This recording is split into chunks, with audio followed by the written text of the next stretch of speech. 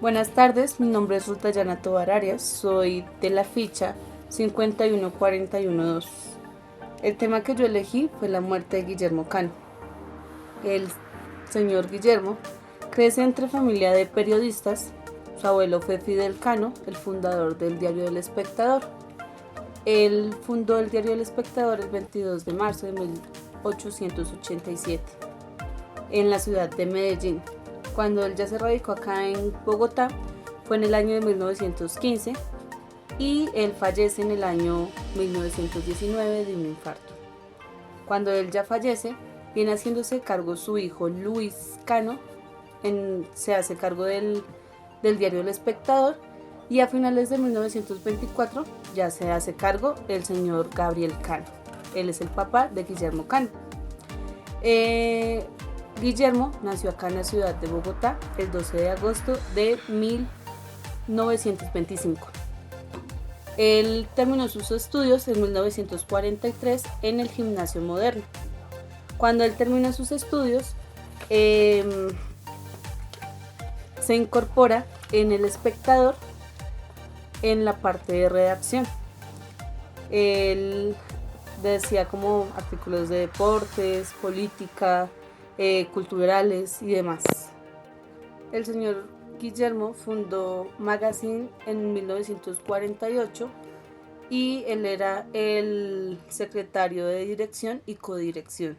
Ya el 17 de septiembre del año 1952 lo nombran el director del Espectador.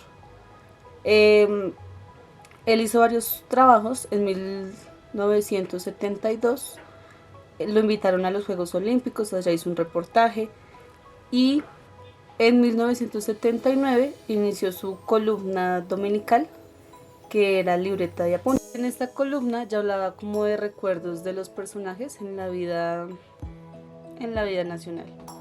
También hablaba sobre las problemáticas del país, hacía como críticas sobre el tema. Él en el año ya de 1986 recibió un premio nacional del periodismo en la modalidad de prensa. Él le hizo una obra a su abuelo que se titulaba El abuelo que nunca conocí, y en 1980 le dieron el premio de Simón Bolívar a la vida y obra de un periodista por esta obra. Si ya entrados en materia sobre la muerte de Guillermo Cano, esta muerte la realizó el cartel de Medellín, liderados por Pablo Emilio Escobar. ¿Por qué quiso Pablo Emilio Escobar matar a Guillermo?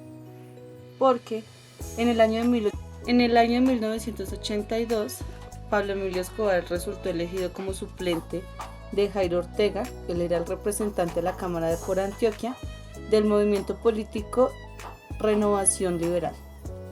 En ese año ya Pablo Emilio empezó a meterse al tema de la política.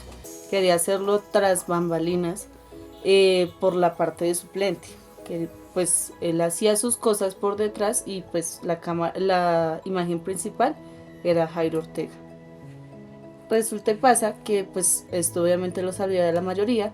El ministro Rodrigo Lara Bonilla no estaba de acuerdo tampoco con que Pablo estuviera en la parte de la política, porque bueno, empezó a hacer buenas acciones y demás, pero entonces el señor Rodrigo sí en algún momento lo acusó que era un narcotraficante, a lo que Pablo muy descaradamente respondió: Informar a la opinión pública que el señor ministro de Justicia tiene un plazo de 24 horas para que presente las pruebas concretas de la sindicación que me hizo en el día de ayer en la Cámara de Representantes. No, vinculación con el narcotráfico. Siempre he asegurado que mi dinero no tiene vínculos con el narcotráfico. Tenía pruebas de lo que estaba diciendo, las sacarán 24 horas.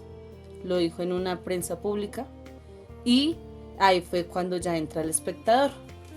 Y más exactamente el 25 de agosto de 1983, El Espectador, que ellos publicaron en el año 1976, que era una investigación. Ellos habían informado sobre la captura de un grupo de narcotraficantes a los que las autoridades les encontraron un total de 39 libras de cocaína en un operativo en Itagüí. Ahí el principal protagonista de esa portada era Pablo Emilio Escobar Gaviria y su primo Gustavo Gaviria, sí, no, y el resto del grupo. Ahí se veía el cartel que él fue detenido porque le encontraron droga. En este caso tenían una investigación, pero entonces quedó como en stand-by. Cuando volvió a salir esa noticia, volvieron a retomar y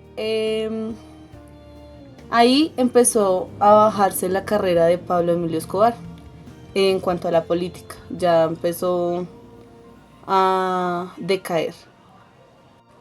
Como ya empezó a decaer, Pablo obviamente quedó indignado y demás. Nadie se atrevía a tocar a Pablo porque pues ya sabían que era muerte fija, por decirlo. Entonces el señor Guillermo Cano, quien era pues obviamente el director de El Espectador, era el principal responsable de esa noticia y él asumía las consecuencias. Él sabía, y en un reportaje lo dijo, que él no estaba seguro en ningún lado, o sea, que si él ahí estaba bien, pero en cualquier momento él podía salir y algo le podía pasar.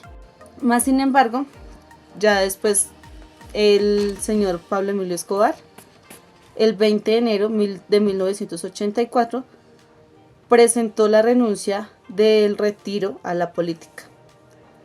Y después de ese retiro que tuvo, ya empezó de lleno, empezó como ese enfrentamiento hacia el gobierno colombiano, matando al señor ministro Rodrigo Lara Bonilla el 30 de abril de 1984. Después de eso, manda asesinar al director del Espectador, Guillermo Cano Izaza. El señor iba saliendo del periódico y era pues de noche, el 17 de diciembre de 1986.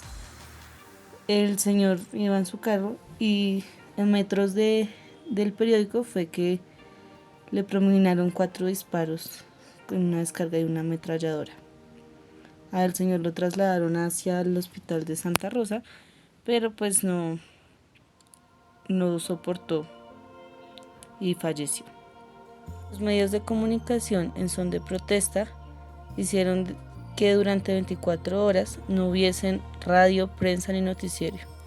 En 1997, la UNESCO creó el Premio Mundial de la Libertad de Prensa Guillermo Cano. Estas la hicieron con el fin del trabajo profesional de instituciones y organizaciones que promueven la libre expresión. Años después fue condenado Luis Carlos Molina Yepes, alias Popeye, al ser uno de los principales participantes sobre el asesinato de Guillermo Cano. Él después reconoció la participación de Pablo Emilio Escobar en el asesinato de Guillermo Cano.